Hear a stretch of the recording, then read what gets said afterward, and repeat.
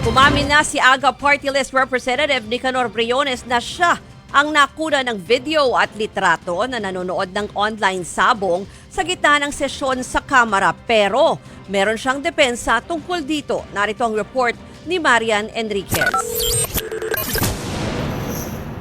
Now showing sa loob mismo ng Kamara. Viral ngayon ang litrato ng isang kongresistang nahuli umanong nag-iisabong sa cellphone habang nasa plenaryo. Kuha yan habang nagbobotohan pa ang mga mambabatas para sa bagong House Speaker ng 20th Congress.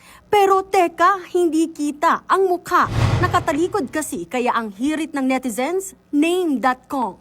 Meron pang mga napagkamalan. Si Sarangani Representative Steve Chongbian Solon. Akala raw ng ilan, siya ang tinutukoy dahil sa salitang Solon sa isang news article.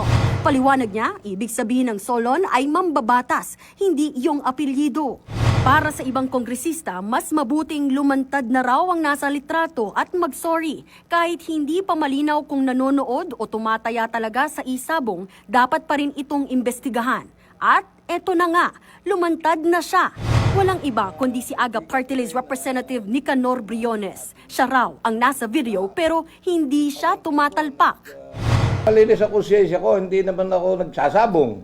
Ako hindi mo ako makikita sa kahit sa sabungan. Meron lang nag-message sa akin yung pamangkin ko na gustong mag-invite ng traditional na sabong. Hindi naman ako interesado, hindi naman ako nagsasabong. At kung meron man tayong hindi nagandahan, humingi tayo ng pasensya. Nauna naman ng sinabi ni ACT Teachers Party List Representative Antonio Tino, hindi excuse na naglilibang lang kaya nanonood ng isabong sa loob mismo ng Kamara. Ang gawain talaga ron ay lawmaking.